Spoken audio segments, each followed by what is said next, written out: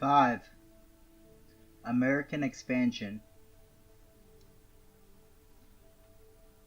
Attired in bespoke white linen suits and stiff-brimmed straw boater hats, a stylish crowd of bankers, merchants, planters, journalists, and curious members of the general public have flocked to the main banking room of the American Mercantile Bank of Cuba on the afternoon of September 1st, 1919. With Baroque pleasantries and firm handshakes, they offered their congratulations and extended their goodwill on the occasion of the Mercantile Bank's move from its temporary offices just down the street at Amargura 23, where it had been housed since January, to the main floor of the Cuba streets in Havana's commercial district. Guests arrived to find the main banking room done up to mark the occasion. Potted palm trees were placed throughout the room. Bouquets of roses were suspended from the marble columns. Intertwined Cuban and American flags, meant to symbolize the commercial and political intimacy of the two republics, were draped on the walls. A six-piece jazz band brought in from New York City played the latest numbers. A hot luncheon was served buffet style, after which guests were offered desserts, champagne, and Cuban cigars.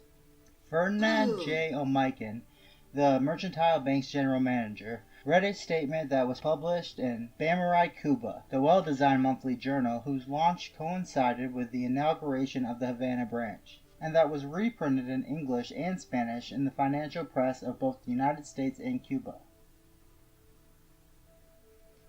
"Little by little we shall increase our services in the island," O'Mican declared to his guests. "Little by little our clientele will realize the benefits of our organization, which does not work with the sole idea of accumulating deposits of money. It works under a modern banking policy, the same as that of the great institutions of credit which consider the bank as a distributive center of service to commerce, agriculture, and industry. Burdened with cliché and laden with the bromides of economic growth, financial modernity, mutuality, and binational cooperation, O'Mican's bland platitudes were befitting of a middle manager. Yet his comments were also something of an understatement. They downplayed the momentousness of the occasion, for the arrival of the American Mercantile Bank of Cuba in Havana in 1919, and the inauguration of its new premises on the ground floor of the Barraque Edificio, was just a part of a larger transformation of the landscape of Cuban banking and finance in the aftermath of World War I.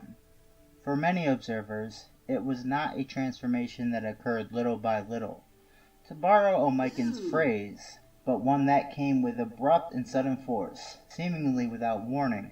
Massive upheavals and whole-scale changes reordered the cultures of banking and finance in Cuba and, simultaneously, the spatial character of Havana. Indeed, the Barraque Edificio, named after and built by a Cuban firm specializing in corporation law, signified these upheavals and changes, a rude interjection into Havana's Moorish urbanism. The Barraque Edificio appeared unadorned, hulking, austere, almost brutal. It lacked the ornate detailing and neoclassical facades typical of the architecture of an earlier era of Havana's history. In a city where buildings were but 2 stories tall, at 8 stories, and with the added curiosity of an elevator, the Barraque Edificio punctured Havana's low skyline while suggesting that its primary design attribute was to its multiplication of ground rent. Even the copywriters of Bamarai, Cuba, after conceding the difficulty of photographing the Barraque Edificio given the tight perspectives generated by Havana's narrow streets, concluded their profile of the new building by haplessly stating, "Es un rectangulo." It is a rectangle. But the tight crossroads of Cuba and Amargura actually served to highlight its difference from the buildings surrounding it, while accentuating the architectural distinctions of Cuba's economic history.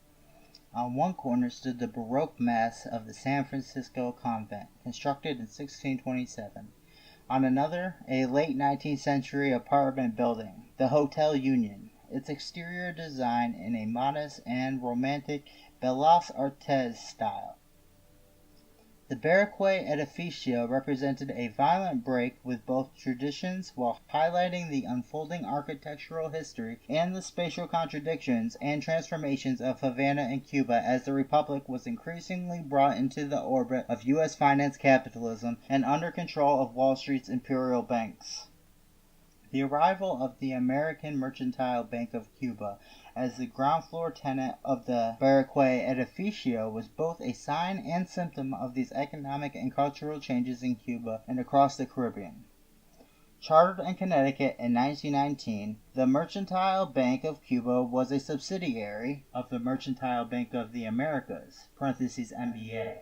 The MBA had been organized 4 years earlier by a powerful Wall Street consortium that included private bankers J&W Seligman & Co., Brown Brothers & Co., and the Guarantee Trust Company, an institution controlled by J.P. Morgan & Co. These institutions also drew on the capital resources of a half-dozen federally chartered national banking associations across the United States who, together, created an imperial banking institution whose purpose was to displace European banking and finance in the Americas.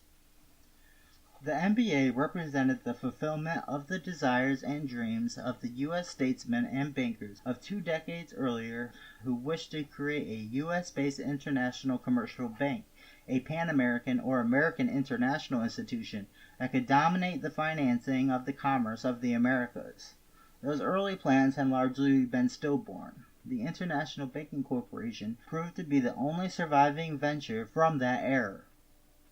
Though its success was circumscribed by questions of personnel, scale, the regulatory constraints of the American banking system, and the indifference of global credit conditions. The Mercantile Bank of the Americas arrived in a different era. By the time it was chartered, World War I had drastically reordered global credit flows, and the United States had emerged as the world's greatest creditor. The Federal Reserve System, operationalized in 1914, provided the legal machinery to facilitate the foreign expansion of American banking and the financing of international trade.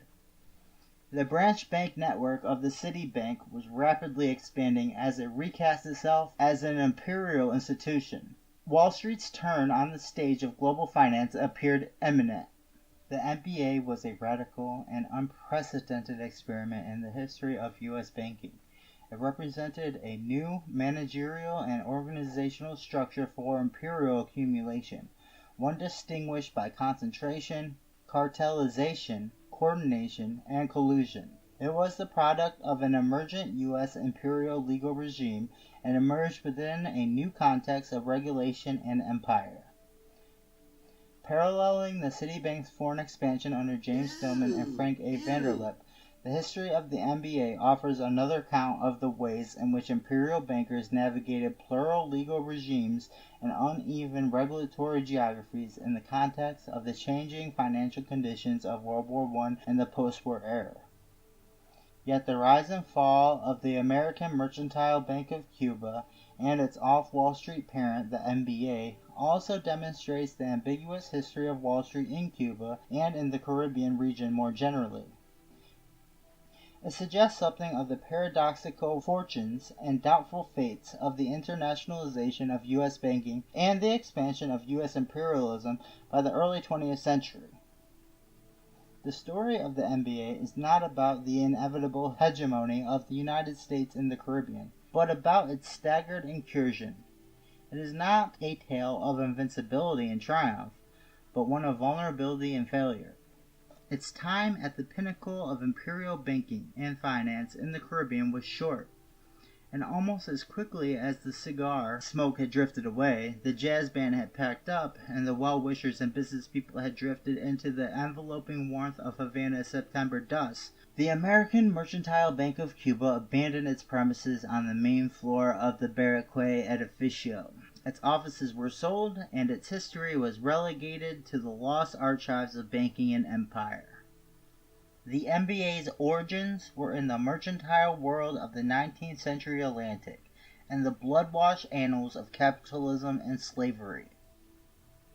The two institutions behind the MBA, the private banking houses of Brown Brothers & Co. and J&W Seligman & Co., were part of a small group of international concerns based in New York that had transitioned from merchant to merchant bank to investment bank, while maintaining a business organization largely based on close-knit family ties. Founded in 1818, Brown Brothers grew out of the Baltimore business of Irish linen merchant Alexander Brown. In 1800, Brown had closed a successful auctioneer's business in Ireland and traveled to the United States, where he established a linen warehouse in Baltimore.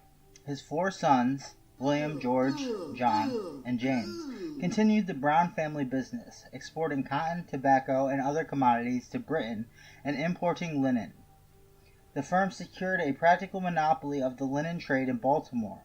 It established agencies in Charleston, Savannah, New Orleans, and Mobile, and began functioning as a merchant bank, lending money to slave owners, trading in bills of exchange, issuing commercial credits, and financing all aspects of the commerce in cotton as that commodity moved from southern plantations to Lancashire mills via the port cities of the United States and through Liverpool.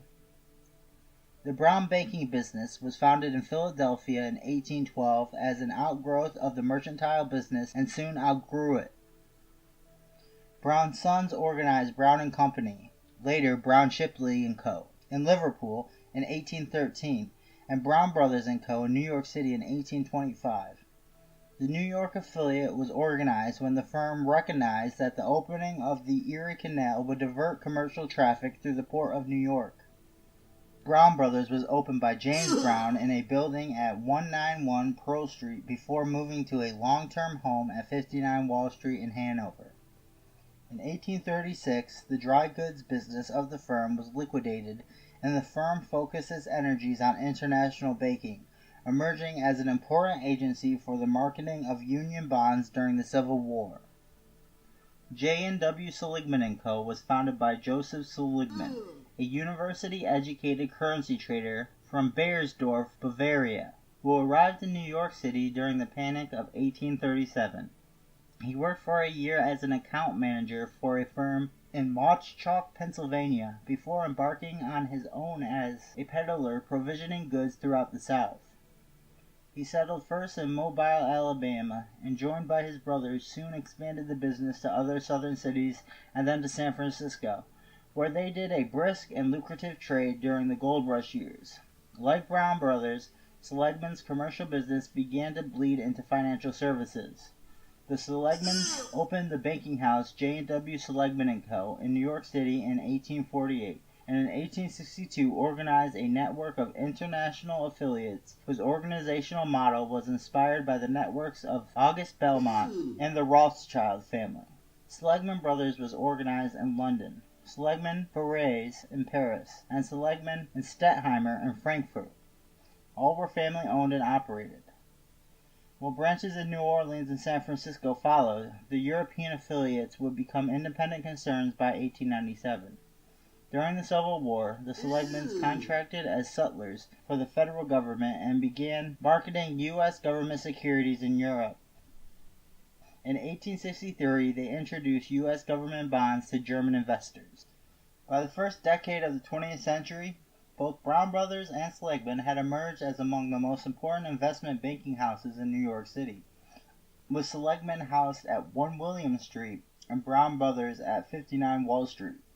Seligman, in particular, became tied to some of the largest and most notorious industrial projects of the age, pairing with both Jay Gould and Cornelius Vanderbilt on their railway schemes and helping to underwrite the Standard Oil Syndicate.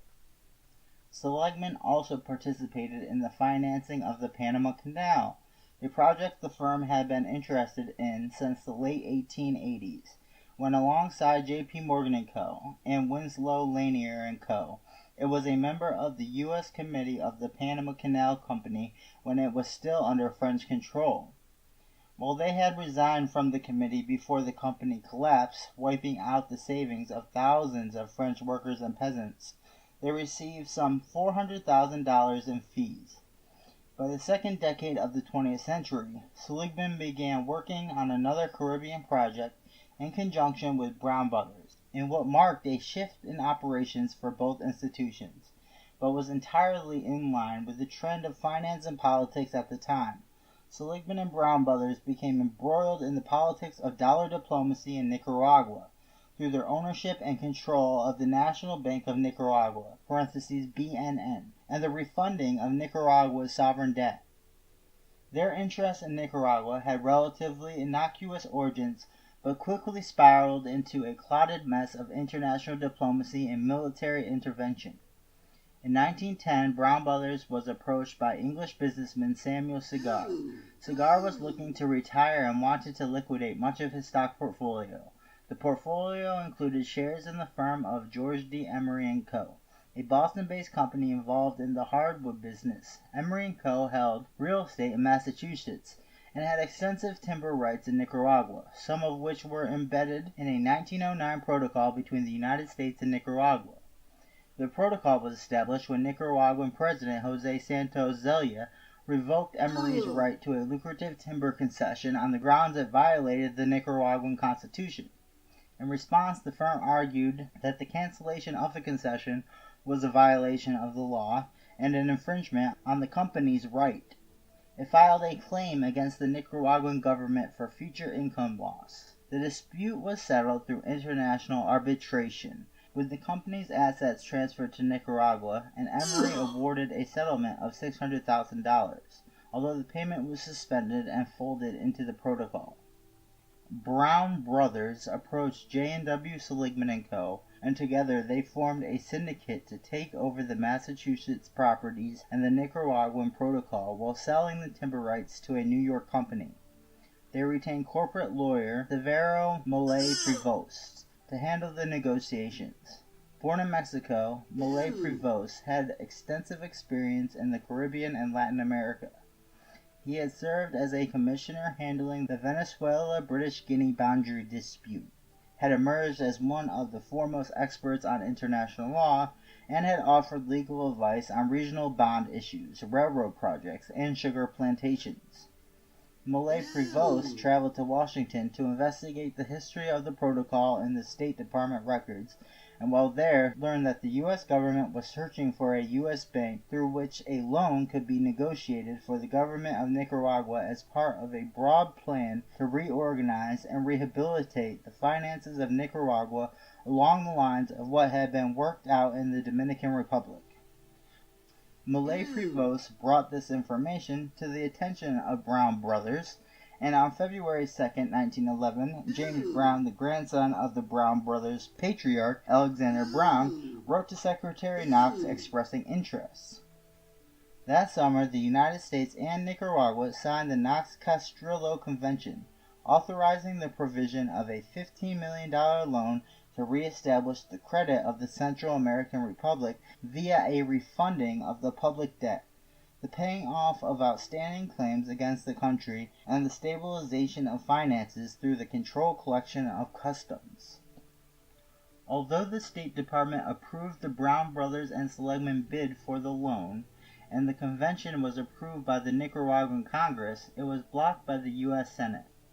As a result, the State Department decided to turn a short-term financing of a lesser amount, bundling a small loan with a number of attached agreements for the establishment of a fiscal agency for the control of customs, a banking concession, and a concession for the construction of a railway from the Atlantic coast.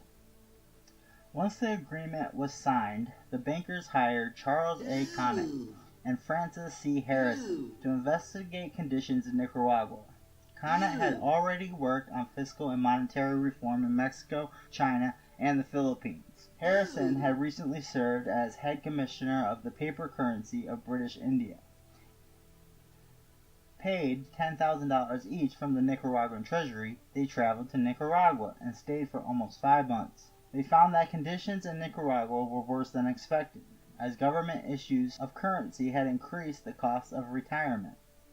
Nonetheless, they advocated retiring the depreciated paper currency that had been in use since 1893 and adapting a gold coin, the Cordoba, at par with the dollar. They also proposed the organization of a government bank and the flotation of a $10 million loan secured through a lien on customs receipts. On January 4, 1912, James Brown and J&W Seligman's Frederick Strauss, incorporated the National Bank of Nicaragua Incorporated in Connecticut. Frederick Strauss was one of the two brothers, the other being Albert, who were non-family partners of Seligman. They joined the firm in 1866 and became partners in 1901. Capitalized at $5 million, the new institution was granted a 99-year concession, given exclusive rights to act as the fiscal agency and depository of the Nicaraguan government, and tasked with stabilizing the Nicaraguan currency by organizing and operating the new monetary system through a U.S. dollar loan. It had the right to both issue banknotes and other monetary instruments and act as a commercial bank. Brown Brothers and Seligman had a 51% stake in the new institution. The Nicaraguan government held the other 49%. In New York City, where the authority over the National Bank of Nicaragua rested, a room was set up in Brown Brothers' offices with a secretary, stenographer, and clerk to serve it. W. Bundy Cole was installed as manager of the bank in Managua. Born in England, Cole's experience in the Caribbean and Latin America dated to the 1880s. He worked as an auditor for the Guatemalan Northern Railroad and as an accountant for the International Bank of Guatemala before joining Samuel Yarvis North American Trust Company and later the National Bank of Cuba in their Santiago of Cuba and the Matanzas branches. Cole helped organize branches of the International Banking Corporation in Mexico City, Panama, and Colon before briefly serving as president of the Veracruz Banking Company. He then joined the National Bank of Nicaragua. Cole despised Caribbean and Latin American people. "I have no use for any of them," he wrote in a memorandum on the BNN. He believed that their African and Indian populations were racially inferior to whites and incapable of self-rule. "I do not think any Indian or any Negro is capable of self-government," Cole stated, "and they are all Indians in Mexico, and they are all Indians in Nicaragua," he continued. "If we go on the principle of calling an Indian, the same as we do in calling an N-word a N-word, that is, where a man has one drop of Indian blood in his veins, in my opinion, he is an Indian." When he eventually returned to the United States to take up the management of a taxi company in New York City, he said he did it in order to quit Latin America, I hope forever. Cole's comments were not strictly personal opinions. The racist claims of his speech were part of the policy of Brown Brothers and Seligman in their management of the National Bank of Nicaragua and their decision-making on fiscal matters. Cole was embroiled in Nicaragua's internal political affairs almost from the moment of his arrival. 2 weeks after he reached Managua, an attempt to overthrow the Adolfo Diaz government in a coup was launched by Diaz's former Secretary of War, Luis Mena. Attempts by the U.S. minister to defuse the situation failed, and sections of the railroad properties owned by the BNN fell into the hands of the insurrectionists, hindering the railway's ability to operate. The manager of the railroad lodged a protest within the Nicaraguan government, and Cole sent a private cable to James Brown at his Park Avenue residence in New York, asking for support and protection. Brown promptly replied that he was advised by the State Department that everything possible was being done to protect the Brown Brothers and Seligman interests, and vessels were on their way. 48 hours later, the U.S. Marines arrived, ordered to protect U.S. life and property, in particular the interests of Brown Brothers and Seligman. The Marines took over Managua, and half their number used the BNN as a temporary quarters. Mena was soon captured and imprisoned, and at the end of August 1912, President Taft authorized a full-scale military invasion of Nicaragua, sending U.S. Marines to ensure the protection of U.S. interests and to maintain the republic's political stability. For the bankers, the continuing presence of U.S. Marines in Nicaragua provided the ideal conditions for conducting business. They doubted Nicaraguans were capable of self-government, and they believed that stability could only be ensured through the continued U.S. military presence, the threat of force, and the strong arm of U.S. paternalism. Cole was certain that without the Marines, the Diaz government would be forced to flee, and the country would fall into revolution. I think the present government would last until the last coach of Marines left Managua Station, Cole stated. I think President Diaz would be on that last coach. Both James Brown and Albert Strauss were convinced that the presence of the Marines offered a moralizing force in a country that to them was marked by immorality and depravity. Strauss deemed it an economical expenditure of force.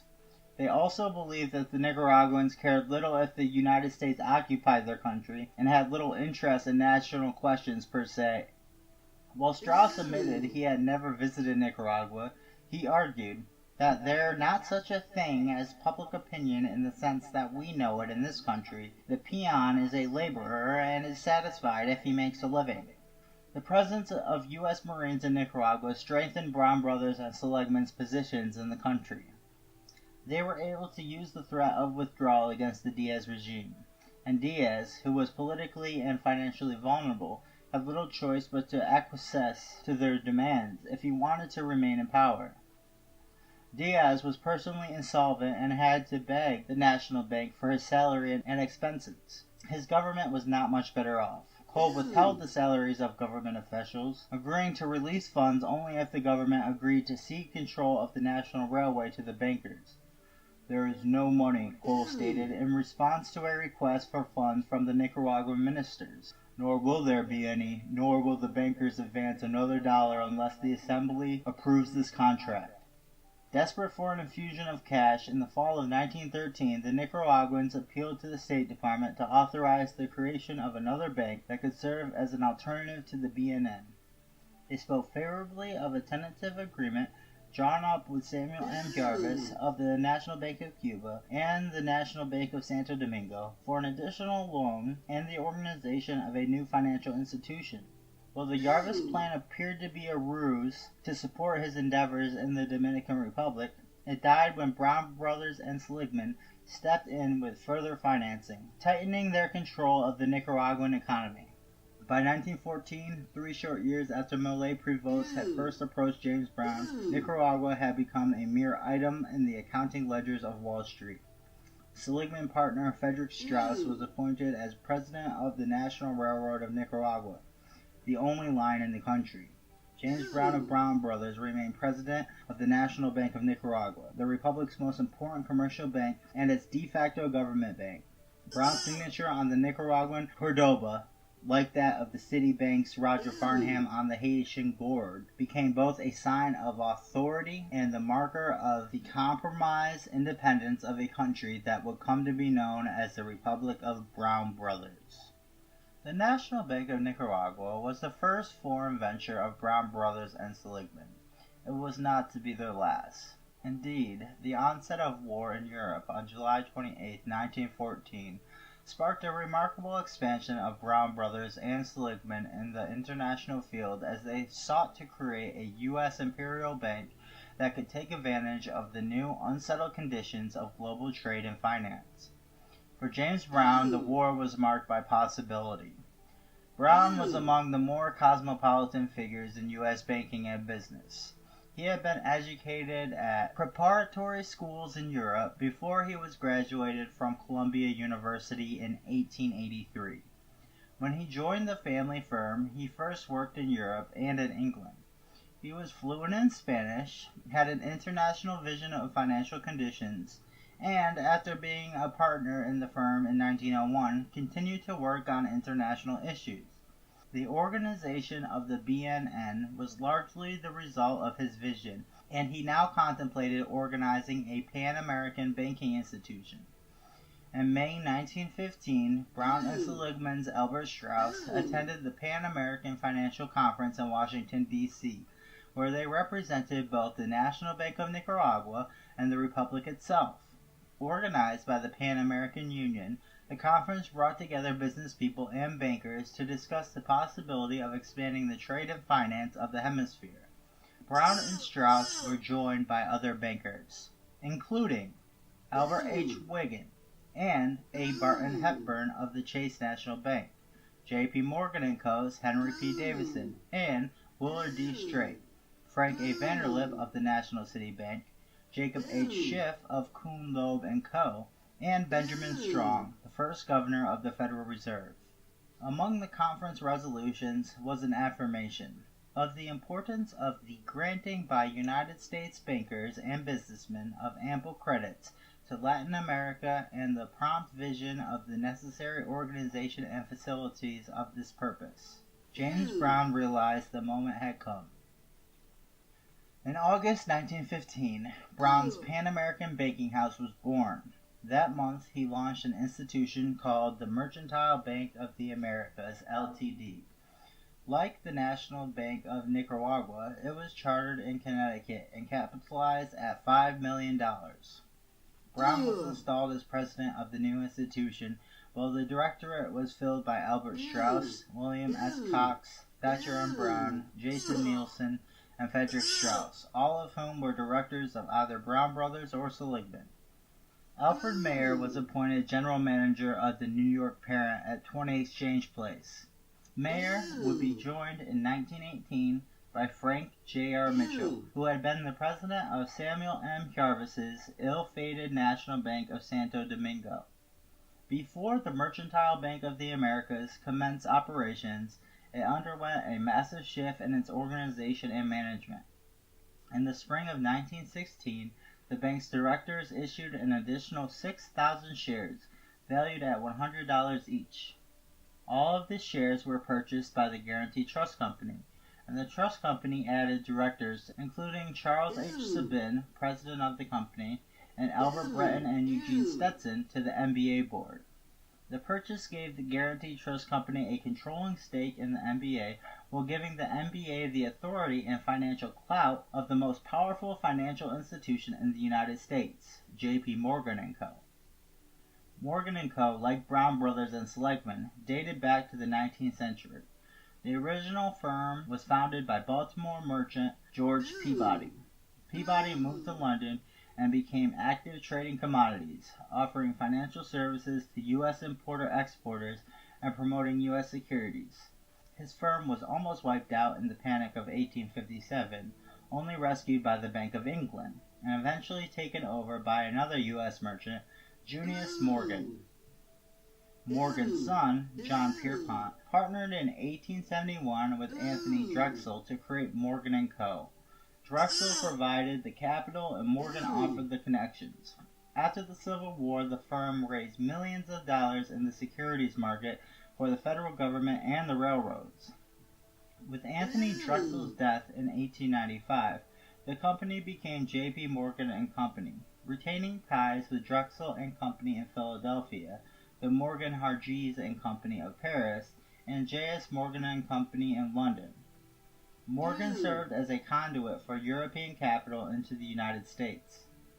While its role in securities issues was initially subordinate to European banking houses, as it grew more powerful, it was increasingly the senior partner in issues. At the same time, the firm began looking at financing beyond the state, becoming involved in the financing of foreign governments and overseas industrial projects. In 1909, Morgan acquired the Guaranty Trust Company, (GTC), purchasing it from the estate of railroad magnate E.H. Harriman, who had acquired a controlling interest from the Mutual Life Insurance Company. Morgan quickly enlarged the GTC. It acquired the Morton Trust Company and the Fifth Avenue Trust Company in 1909, and later in 1912 the Standard Trust Company, creating the largest trust company in the United States. With the acquisition, the GTC became the fiscal agent for the Dominican government. (The Morton Trust Company has served as agent since 1906). The GTC's history in the Republic was dubious.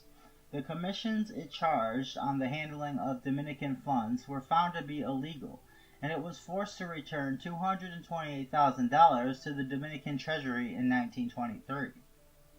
The GTC also acted as the fiscal agent for the Morgan loan to Honduras. In 1911, a loan was proposed to place the government on sound financial footing by retiring a debt of $26 million, bloated to $128 million, with accrued interest that had accumulated since the end of the 19th century. The debt crippled the Honduran government and appeared to the State Department as a potential threat to the stability of the region. A group of bankers, Morgan, Kuhn, Loeb, the Citibank, and the First National Bank, proposed settling claims by European countries by refunding the entire debt for $10 million, raising the funds through a 5% bond sold at 88. The customs receipts were set aside for interest payments and internal improvements, and the syndicate received a claim to the railway and a concession to establish a commercial bank acting as fiscal agent, depositor, and the national mint. With their purchase of a majority holding in the NBA, Morgan, alongside Brown Brothers and Seligman, was poised for one of the most spectacular foreign expansions in the history of Wall Street. It was an expansion enabled by the law. The legal organization of the NBA allowed it to subvert domestic regulations meant to restrict concentration and monopoly in banking as a means of supporting the development of an infrastructure for the U.S. export business. At the same time, its organization enabled the smoothing over of the complex and plural legal geography of international trade and finance. The NBA structure paralleled a model that had been in place for almost 2 decades. That of both the International Banking Corporation with its double charter and split organization, the Connecticut Chartered International Banking Corporation and the New York State Licensed International Bank, as well as that of the Citibank's National City Company and other securities affiliates. Following this, the NBA first obtained a charter in Connecticut and then petitioned for a license to operate an agency in New York City under supervision of the New York banking superintendent, though, as a foreign banking institution, it was not allowed domestic deposits. The development of the NBA was also made possible with the signing of the Federal Reserve Act in December 1913 and its operationalization the following year. Section 25 allowed national banking associations capitalized at $1 million or more to own and operate foreign branches, but few banks took advantage of the provision. The Citibank quickly established a branch network, beginning with the opening of the Buenos Aires, Argentina branch in the fall of 1914. Boston's First National Bank followed the Citibank into Buenos Aires. Washington's Commercial National Bank opened branches in Panama City and Colon. Some institutions were reluctant to establish branch banks overseas. The Irving National Bank, for instance, while actively engaged in foreign trade, argued against encroaching on territory where local banks were already present. Instead, the Irving Bank preferred working with already established institutions. It cited its correspondent relationships with London's Barclays & Co. and Paris's Irving Cox & Company. Bankers also expressed concern that resentment could arise because foreign banks were not permitted to set up branches in the United States. They argued for the reciprocity and encouraged opening the domestic market to foreign banks. Section 25 was amended on September 7, 1916, to further encourage the development of U.S. foreign banking. The amendment authorized national banking associations to invest in the stock of state-chartered corporations engaged in foreign banking, as long as the corporations agreed to supervision by the Federal Reserve Board. The amendment allowed the kind of collusion and cooperation of domestic banking institutions for the purposes of international trade financing that was not permitted within the United States itself. Rival banks that would have been competing with each other within the boundaries of the United States banded together in a national effort to strengthen the U.S. presence overseas. Such cooperation allowed them to take advantage of the vulnerable position of European banks during the war, while preparing Wall Street for the anticipated revival of European banks after the conclusion of the war. Soon after the GTC acquired a controlling share of the NBA, other institutions joined, increasing its capitalization and strengthening its directorship.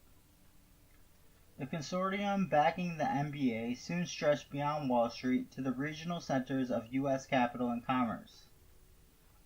Additional participants in the NBA included the National Shawmut Bank of Boston, the Anglo and London Paris National Bank of San Francisco, the Hibernia Bank and Trust Company of New Orleans, the Central Union Trust Company of New York, and the Continental and Commercial National Bank of Chicago. The NBA handled the foreign business of its shareholder institutions, as well as that of a number of non-affiliated institutions, through the overseas agencies and correspondence. The organizers of the NBA quickly decided that the best way to establish a commercial bank for hemispheric trade was not through the establishment of overseas branches directly controlled by the parent, a policy encouraged by the Federal Reserve and taken up by the City Bank. Indeed, the only actual branches organized by the NBA were in the United States and Europe, in New Orleans, San Francisco, Paris, Madrid, Barcelona, and Hamburg. And their purpose was to provide support to the NBA's affiliated banks. In London, the NBA operated through the branch of the GTC and Brown, Shipley & Co., an affiliate of the Brown Brothers. Instead of branches, the NBA developed two strategies for overseas organization. First, it aimed to organize, control, and operate regional government banks that would manage fiscal affairs, currency issue, customs collection, and taxation. The NBA built on the financial infrastructure developed, on the one hand, by U.S. and European merchants who had sought foreign banking concessions in the 19th century to support local agricultural exports, and on the other, through the establishment of the kinds of nominally national central banks that were privileged during the era of dollar diplomacy. Second, the NBA organized a group of affiliated local commercial banks, chartered in their home jurisdiction, that had a semi-independent relationship to their New York parent.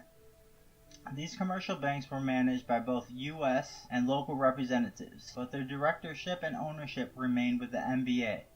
They were authorized to open and manage their own sub-branches, but they used the NBA to clear their European and U.S. business. Although partially capitalized by the Wall Street parent, these affiliated banking houses drew on both the social networks and capital resources of local merchants and planners. The expansion of the NBA was stunning. Its growth eclipsed that of the International Banking Corporation a decade before, and rivaled the Citibank's development of a foreign branch network. Taking over already established merchant banks and banks of issue in Nicaragua, Honduras, Costa Rica, and Guatemala, in an instant the NBA became the most powerful financial institution in the Central American region. The BNN, the Bank of Issue organized by Brown Brothers and Seligman in 1911, was the first institution brought into the fold of the NBA. It took a 51% share of the BNN stock, an amount previously held by Brown Brothers and Seligman, while the remainder was held by the Nicaraguan government, a government beholden to both its Wall Street financiers and the forces of U.S. military occupation. The takeover of institutions in British Honduras, Costa Rica, and Guatemala followed. In Honduras, where the GTC was already operating as J.P. Morgan's fiscal agent, the NBA acquired a controlling interest in the Atlantic Bank.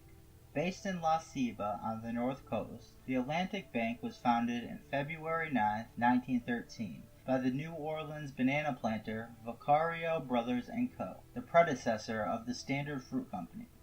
The Atlantic Bank had been granted a 50-year contract as a bank of omission and credit, and assumed a central role in Honduras alongside the Vicario operations in financing the harvest and export of bananas, even as the Vicario brothers assumed a predominant position in the region's distilling, shipping, and railroads.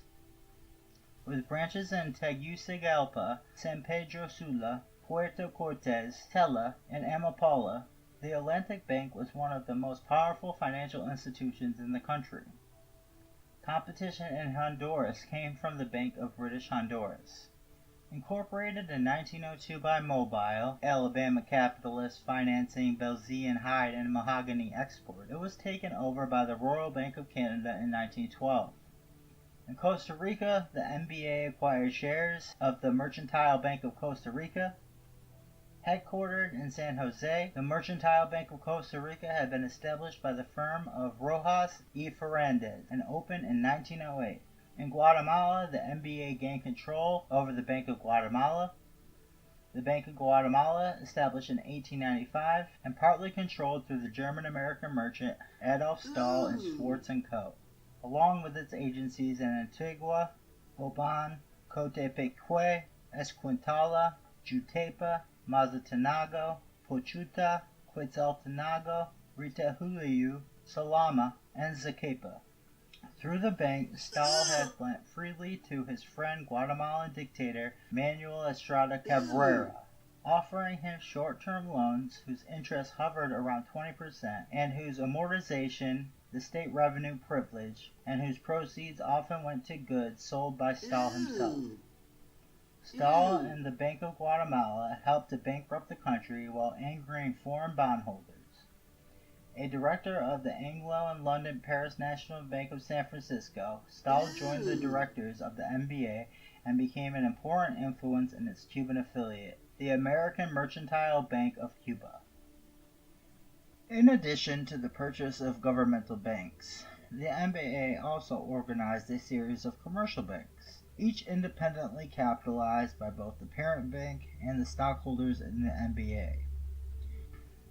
The American Mercantile Bank of Peru was the first commercial bank organized by the MBA. It was chartered in September 1916 under the incorporation laws of Hartford, Connecticut, and looked to finance the export of Peruvian cotton, sugar, wool, hides, and skins. Its headquarters were in Lima. Its offices there under the stewardship of Ferdinand J. O'Mican, who would later run the Havana branch of the American Mercantile Bank of Cuba. The MBA opened branches in the cities of Arequipa, Chiclayo, Callao, and Trujillo, while forming a local board of directors, supplemented by Brown, Strauss, Breton, and Nielsen. The following year, the American Mercantile Bank of Caracas was organized in Venezuela, with branches in Caracas, La Gavra, Maracaibo, Puerto Cabello, and Valencia. The American Mercantile Bank of Brazil was organized for that country, with branches in Pará and in Pernambuco, the centers of the coffee and sugar trade respectively. With the organization of the American Mercantile Bank of Colombia, the MBA was the first U.S. financial institution to establish itself in Colombia. It opened with branches in Bogota, Barranquilla, Cartagena, Medellin, Cali, Guayaquil, Manizales, Honda, Armenia, Bucaramanga, and Cucuta. The MBA opened the American Mercantile Bank of Cuba with branches in Havana and Ciego de Avila to take advantage of the financing of Cuba's increasingly lucrative sugar industry. It entered Argentina in 1920 after forming the Mercantile Bank and Agricola of Buenos Aires, jointly with a group of U.S. and Argentine business interests. The MBA also had agencies in Panama, Bolivia, Ecuador, El Salvador, Paraguay, China, Japan, the Philippines, the Canary Islands, England, Belgium, and Russia. It organized a trading company, the Mercantile Overseas Corporation, for buying and marketing Latin American commodities in the United States. In Cuba, the MBA's expansion occurred with an unmatched urgency and aggression. In 1919, the MBA's executive committee met in a special session in its offices at 44 Pine Street in New York City to discuss the establishment of a bank there. They believed that post-war conditions had created a strategic window to commence the financing of Cuban sugar and advance loans on future shipments. Eventually, they would move to other areas of industrial and agricultural financing in the Republic. The officers of the MBA authorized the registration of the bank, approved a search for new headquarters, and gave it a mandate to immediately begin making loans against warehouse sugar. The organization of the Cuban bank followed the pattern of other commercial banks within the MBA's portfolio. Named the American Mercantile Bank of Cuba, BMAC, It was chartered in Connecticut, but also licensed under Cuban laws. It took up temporary quarters in Havana, on Havana and Amargura Streets, until it was moved to the ground floor of the Barraque Edificio in September 1919, as noted earlier in this chapter. Fernand Oakmikan, recruited from the NBA's Lima, Peru institution, was installed as manager, as was J. Ashton Heath, at one time a U.S. foreign consul in Mexico. The NBA was the BMAC's largest stockholder, holding 80% of its stock, while Brown Brothers and Seligman both had significant holdings. Charles H. Savin of the GTC was elected president of the BMAC, and the GTC's Albert Breton was elected vice president. Frederick Strauss of Seligman and Thatcher M. Brown of Brown Brothers, along with Alfred Mayer, Jason A. Nielsen, and Walter M. Van Dusen, all of the NBA, served as directors. In time, the consortium providing the financial backing for the BMAC grew to include most of the institutions in the NBA. The BMAC's directors were heavily involved in the sugar industry. Manuel Rionda and Miguel Arango of the recently formed Sugar Cane Sugar Corporation, the tenant directly above the BMAC in the Barraque Edificio, joined the board. The Cuba cane contributed to the BMAC's capitalization. Cuba cane also provided the BMAC with much of its business. The brainchild of the Cuban-American sugar magnate Manuel Rionda, Cuba Cane, was organized in 1915. Rionda sought to capitalize on the wartime conditions of Cuban sugar production by consolidating the integration of the processing and distribution of sugar to create economics of scale. Rionda had watched the work of the Punta Alegre Sugar Company, which had emerged in a mammoth operation in eastern Cuba to clear land for cane, but Rionda was impatient. He did not want to wait for the cycle of the 15-month growing season to end before he turned a profit, and he realized that the war could be over before the cane was available for harvest. Instead of following the model of Punta Alegre, Rionda sought to buy up smaller, independently owned plantations around Havana and the neighboring province of Matanzas, updating their machinery and consolidating them into a conglomerate that could integrate the cultivation, refining, and distribution of Cuban raws, in the process reducing the cost of production through economies of scale. Rionda contracted Albert Strauss of Seligman with a proposal for the new company. He stressed to Strauss that even with sugar at its lowest price on the market, 2 cents per pound, the company would earn at least 1.5 times the dividends on the preferred stock. For the coming year, 1915, Rionda estimated that earnings would not be less than $15 per share of common stock, based on an estimated price of $3.14 per share. J&W Seligman served as syndicate manager for Cuba Cane, and the GTC served as the depositor for the issue. The GTC had also offered a line of credit to Zarancal Rionda of up to $1 million security on warehouse Cuban sugar in 1914. In return, the bank received a commission of 3/8 of 1% on the cash drawn. With the GTC's money, Rionda aimed to finance Cuban planters. Albert Strauss, working with Alfred Josarski of Sullivan and Cromwell, set about organizing a syndicate that could float the $50 million company in New York. The House of Morgan itself purchased a 1/3 interest in the initial stock $50 million issue, with the first call for funds slated for December 31st, 1915. By February 3, 1916, all the common shares held by the syndicate had been disposed of. In March, the principal had been refunded to the syndicate participants, and on March 23, 1916, shareholders received notice of their first distribution of the profits.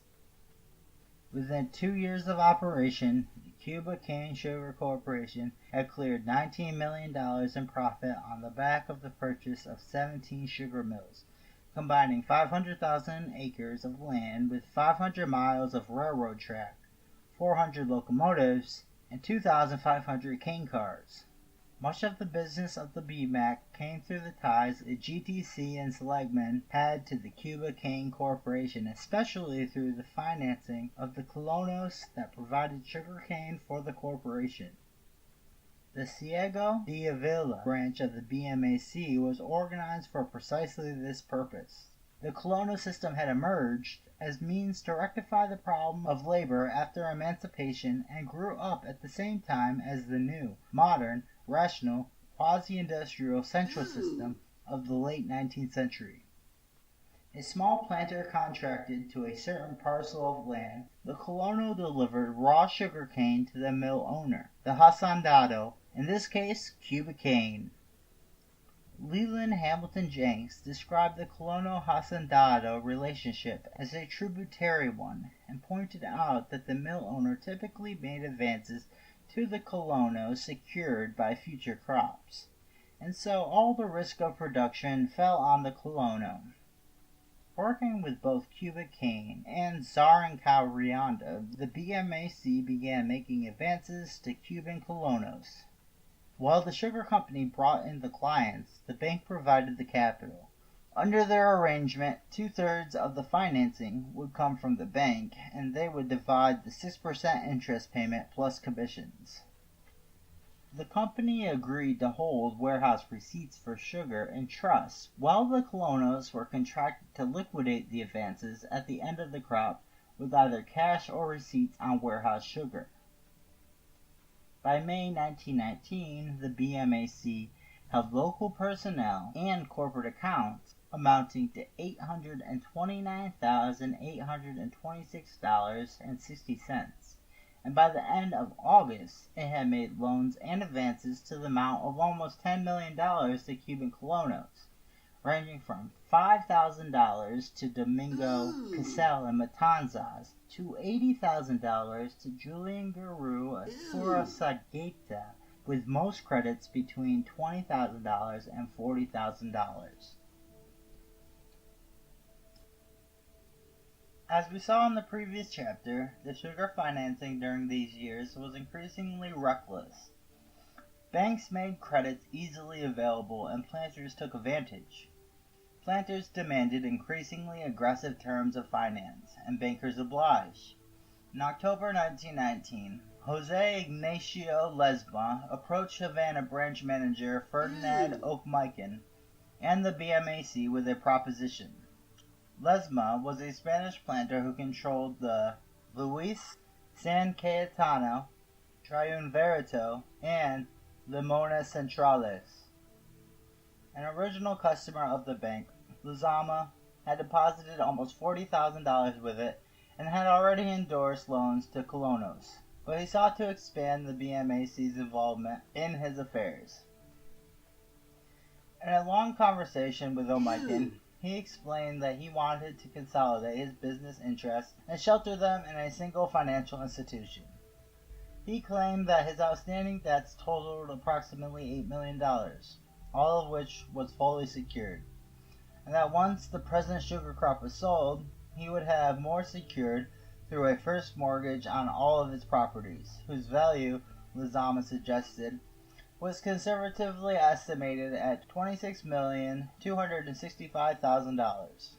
Oakmican was enthralled with the prospects of the financing. He immediately wrote to his superiors in New York City, suggesting that they could easily gain control of Lezama's business if he were authorized to grant the $9 million credit. Lezama assures me that his titles are all clear, having been examined by attorneys of the Royal Bank of Canada, Trust Company of Cuba, National Bank of Cuba, Chase National Bank, all of which have granted him large accommodations, Oakmican wrote. He asserted that if market prices remained the same, the sale of Lezama's warehouse sugar would net them almost $150,000 in commissions. His worry was the length of time of the arrangement and Lezama's proposition. Lezama asked for 3 to 4 year terms on the credit, even as he assured Oakmican that his return on the coming crop would easily liquidate his indebtedness, leaving quite a handsome surplus. I consider this business desirable, and it would be a tremendous advertisement for us if we got control of it, O'Miken wrote to the NBA directors. General opinion is that Lizama is a shrewd businessman and has made considerable progress. Faith is given to his statements as to value of his property. He asked the NBA if he should offer the credits to Lizama while warning them that there was a certain urgency to it being settled, as a large steamship company was waiting to offer Lizama a similar deal. Walter M. Van Dusen, manager of the New York City office of the NBA, forwarded O'Miken's memo to Manuel Rionda. Van Dusen wanted to know the quality of the securities and the character of Lizama. Rionda strongly disagreed with O'Miken's assessment of both the man and his money.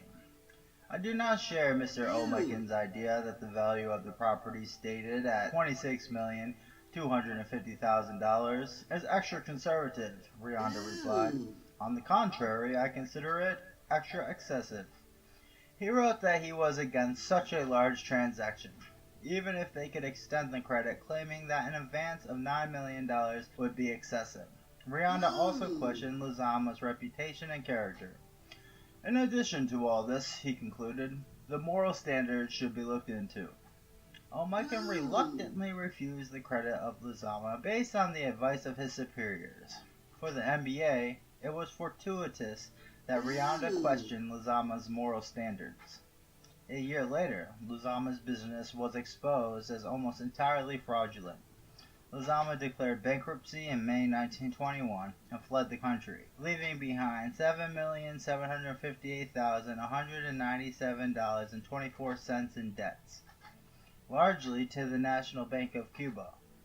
In the wake of his bankruptcy and disappearance, it was revealed that Lizama had borrowed heavily from the National Bank to finance his purchases, not only leveraging his assets to extend his credit, but engaging in full-scale forgery of acceptance documentation, allegedly forging signatures on promissory notes he presented to the National Bank, the Royal Bank of Canada, and other institutions. He was described as a damn thief and accused of falsifying warehouse receipts and colluding with the managers of the American Foreign Banking Corporation in a mammoth campaign of fraud and graft. However, Lizama's request was typical of the era.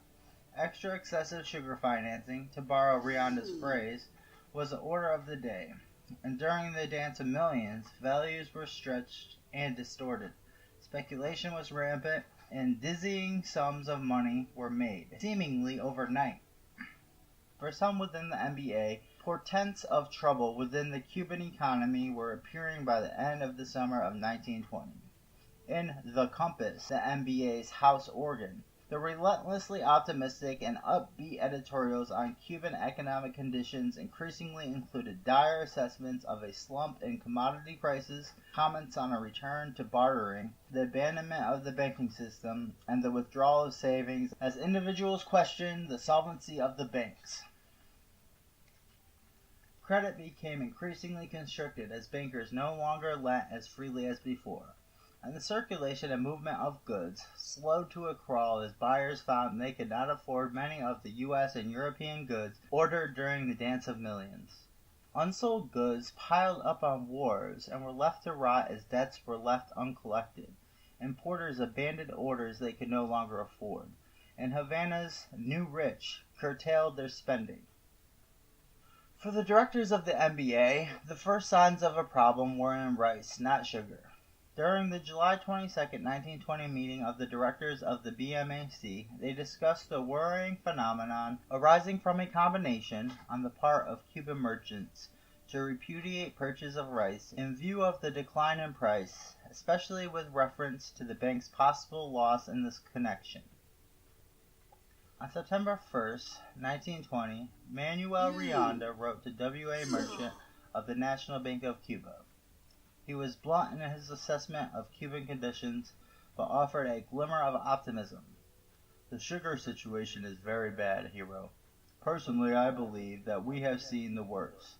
Later in the month, Rionda wrote Merchant again, stating, the market remains the same. I think if we are able to keep the market around these figures for another 30 days, the worst will be over. But in order to do that, it is necessary that Cuba should not be offering sugars. During the past few days, I noticed a little more desire to sell. In September, the Compass offered a tentative picture of the circumstances, noting the increased scarcity and tightening of money, but attributing it to the usual effect on long-time credits, and the difficulties local merchants were having filling their outstanding orders, though attributing this to the lack of proper shipping facilities. It noted that the cost of living remained high, but believed it reasonable to suppose that although a shortage of housing remained a problem, the peak had been reached. It also noted that while there were no new labor troubles in Cuba, convict labor had been conscripted to move freight at Havana's wharves. When the crisis hit the International Bank of Cuba on October 11, the Compass was circumspect about the run, calling it unwarranted, and stating that it was caused by alarmist articles published in certain local newspapers, which predicted Cuba's bankruptcy on account of the drop in the price of sugar. The great majority of the withdrawals from the bank were from small savings accounts on the part of timid depositors who had paid too much attention to these erroneous reports. One bank was obliged to temporarily suspend payment at 9 o'clock Saturday morning on the presentation and subsequent protests of a check in excess of the stock of ready cash.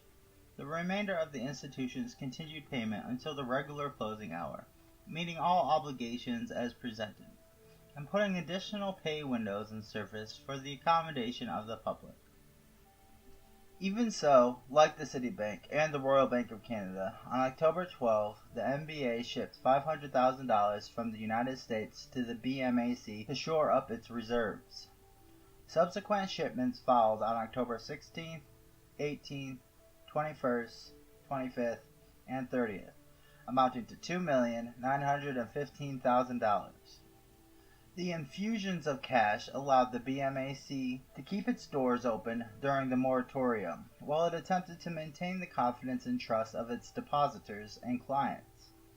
At the same time, officials of the BMAC joined with other members of the Cuban banking community, both local and foreign, to try to hammer out a solution to the crisis. Their proposal? To issue short-term certificates of indebtedness to planters to allow them to finance the coming harvest was immediately shot down by the U.S. State Department. In the middle of November, Brown Brothers, the GTC, and Seligman organized a $12 million acceptance credit to help the NBA finance the planters it had under contract. Subscribers to the credit were reassured that the BMAC's existing loans are amply margined, and that its capital and surplus are unimpaired. While some in Cuba placed the blame for the disorder squarely on the BMAC, singling out the actions and irresponsible loaning policies of NBA General Manager Alfred Mayer and Assistant Manager Walter Van Dusen, the bank was in deep crisis. In the spring of 1921, the BMAC had $21 million in loans outstanding to sugar planters and merchants, most of which were secured by hypothecated or warehouse sugar.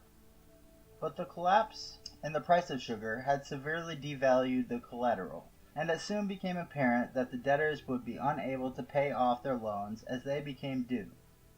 It was expected that many of the debtors would take years to pay off their debts, and assumed that others would be forced into bankruptcy. The situation was compounded by the fact that the immigrant workers or colonos indebted to the BMAC did not have access to other sources of credit once the Cuban banking sector had collapsed, throwing the financing of the coming grinding season into chaos. As a result, the immigrant workers, or colonos, were forced to pledge the coming crop to the bank for additional credits, securing it through mortgages on their properties. With plans for the organization of a clearinghouse association in the works, there were fears on the part of the BMAC officers that they would be excluded from participation because of the bank's outstanding loans, and that they would not be able to present a satisfactory statement for admission. At the same time, the officers realized that the collapse of the Cuban banks presented them with an opportunity. If they could remove the sugar loans from the bank's books, it could enter the Clearinghouse Association and assume a prominent role in Cuba's financial landscape. To do so, the directors decided to liquidate the sugar loans to another corporation, the Foreign Bond and Share Corporation, FBSC, founded in 1919. Founded in 1919 as an investment house, the FBSC was owned by interests that were shareholders in both the NBA and the BMAC. The stock of the FBSC was taken over entirely by the stockholders of the BMAC in the same ratio as their stock in the bank. The FBSC purchased $17 million of the outstanding debt to Cuban sugar planters, mills, and merchants from the BMAC, plus $3 million of additional notes while taking over the contracts and assuming all liabilities. However, as the season advanced, the yield would be low, and the price of sugar continued to decline. The value of the sugar produced was only $6 million instead of the anticipated $8 million. The financial plan was deranged, as the corporation was $4 million short based on estimates against the 1921-22 crop. While the Cuban affiliate was flailing, the NBA was also in trouble. It had $40 million in obligations maturing between June 1, 1921 and the end of the year, and its officers recognized that their failure to meet the obligation could precipitate a broader crisis within the U.S. banking community. In May, they initiated an attempt to shore up the NBA through an infusion of capital. The NBA raised $20 million from its stockholders through the sale of additional stocks and notes, and formed a banking syndicate to extend a further $35 million in credits to the bank. 17 New York City banks joined the syndicate, including Bankers Trust Company, the Citibank, the National Bank of Commerce, and J.P. Morgan & Co. By August, more than half of the $35 million pledged to the 17 banks had been advanced, but it did not cover all of the NBA's liabilities. Additional credits were required. J.P. Morgan organized a second syndicate, this time headed by Gates W. McGarrah of the Mechanics and Metals National Bank, and Morgan partner Edward R. Stettines. According to Stettines, a further infusion of cash into the NBA from the new syndicate eliminated further cause for anxiety concerning the bank. Stettines also instituted a plan that absolved the directors of the GTC of personal liability should the NBA fail. He advised the syndicate partners to organize a new company called the Imports Advancement Corporation that bought the GTC's claims and obligations against the NBA, thus relieving itself from the NBA's obligations to the tune of $16 million. Participants recovered about $11,200,000 of the $16 million they had put into the syndicate, represented by participation certificates, but nothing on their stock or other obligations held. Senior partners in the syndicate were able to recover 70% of the money they advanced to the NBA and its subsidiaries. Subordinate creditors and stockholders received nothing. By the fall of 1921, it was acknowledged that the NBA was a lost cause. J.P. Morgan stepped in and began to supervise a slow dismantling of its branch network and its international affiliates. In September 1921, at a meeting at J.P. Morgan's office, the bankers decided to close the BMAC. They soon announced that they would consider offers for its branches, as well as the branches of the NBA's affiliate organizations. The following month, the Citibank purchased the NBA's Cuban branches and transferred its assets and balances to the Citibank's Havana branch. Around the world, NBA staff were laid off. The bank's Paris, Barcelona, and Madrid branches were shut down. It sold its Argentine affiliate, the Merchant and Agriculture Bank of Buenos Aires, to the First National Bank of Boston. Circulated to shareholders on January 19, 1922, the NBA's annual report for 1921 painted a despondent picture of the institution. We hand you herewith a statement dealing with the operations of this corporation for the year 1921, the directors wrote. We regret that the unprecedented decline in the price of sugar, and the complications which that decline has caused in Cuba and Cuban business, do not enable us to make a more encouraging report. By August 1922, to expedite the NBA's liquidation while salvaging some of its capital, J.P. Morgan & Co. partner Stettines organized a new institution, the Bank of Central and South America, BCSA, with the main purpose of taking over the branches and affiliates of the NBA in order to remove the NBA from the accounting ledgers and its parent institutions. The other banks in the syndicate behind the BCSA included the Corn Exchange Bank, the Mechanics and Metals National Bank, the Columbia Trust Company, Hardin Rand, W.R. Grace, and the International General Electric Company, as well as the three original organizers of the MBA, the GTC, Brown Brothers, and J&W Seligman. The GTC owned 40% of the stock in the new institution. Of the institutions behind the financing of the BCSA, the Mechanics and Metals National Bank was among the most significant. It had been founded in New York City in 1810, and by the 1920s had absorbed a number of smaller banking houses and trust companies while expanding its branch footprint in Manhattan. Robert F. Lurie was elected BCSA president, and its directors included James Brown and Albert Strauss, alongside representatives of J.P. Morgan and the new institutions. The dismantling of the MBA was as rapid as its initial expansion. The BSCA swiftly moved to take over the remaining affiliated institutions of the MBA in Colombia, Venezuela, Peru, Ecuador, and Costa Rica, mopping up its network of illiquid and insolvent branches and banks. In Nicaragua, the site of the earliest experiment in foreign branch operation by Brown Brothers and Seligman, the circumstances surrounding the takeover of the BNN were as contested as its formation almost a decade before. In 1924, the BCSA absorbed the MBA's 51% stake in the BNN.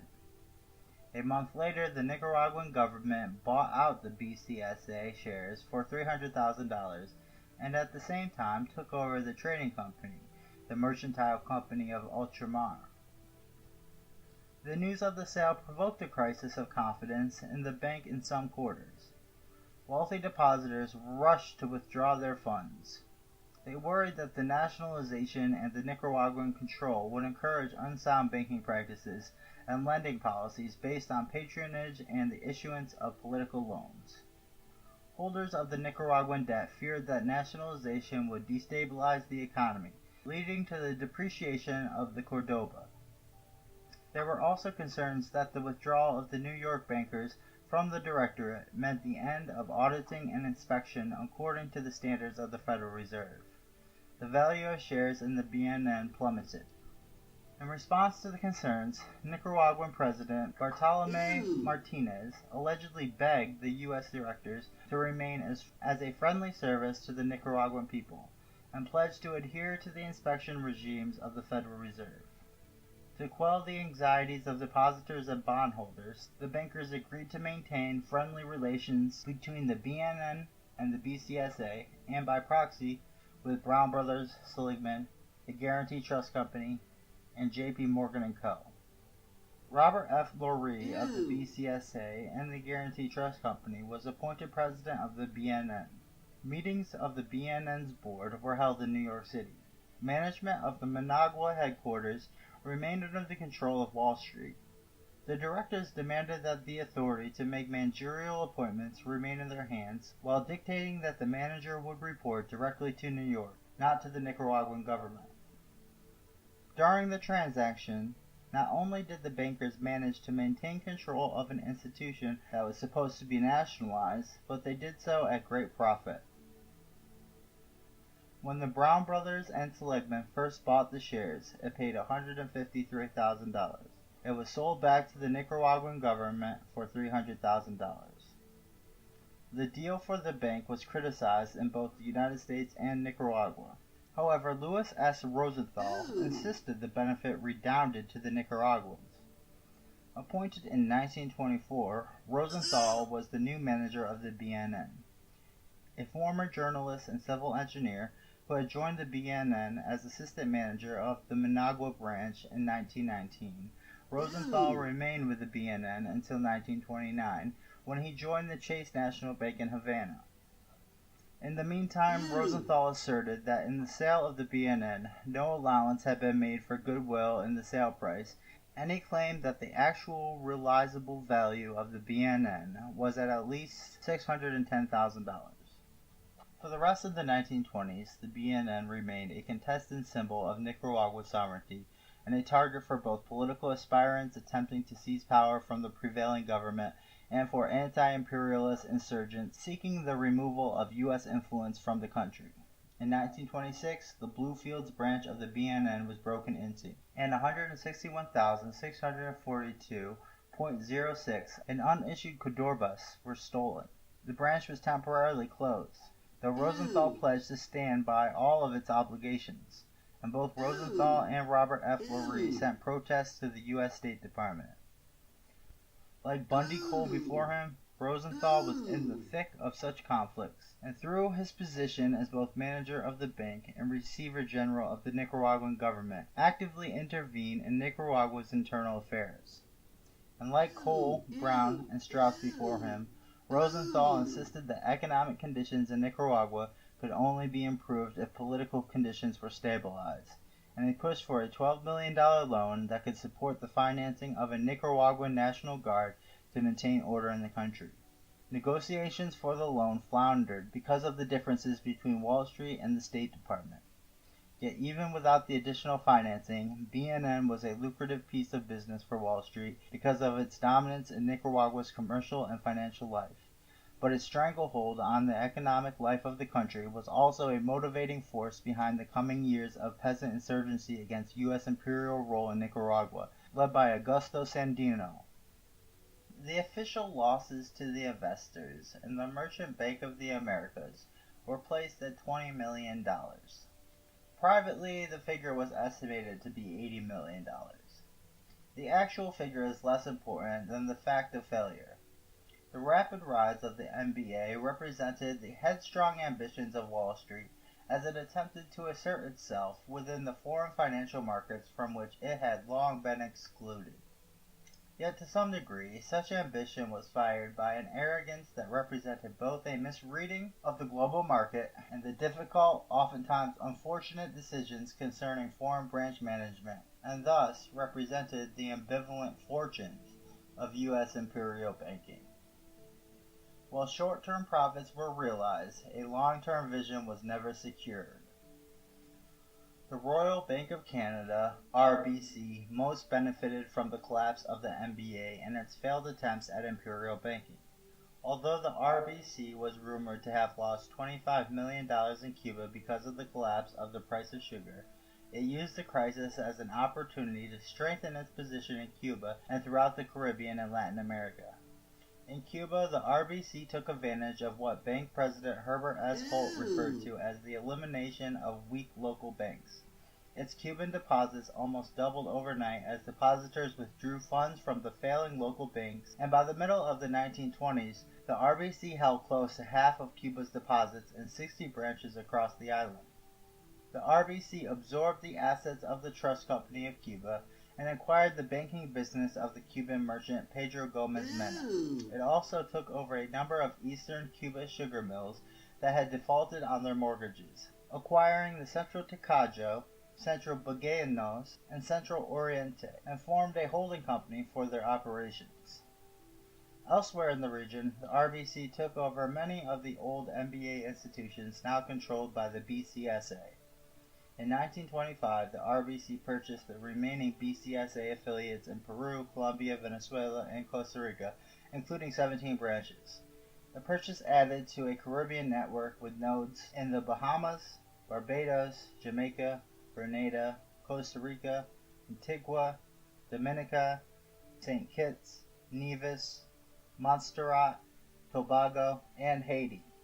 In the coming years, as the memory of the NBA faded, the RBC, the Citibank, and a relative upstart in the international field, the Chase National Bank of the City of New York, came to dominate the banking and finance of the Caribbean.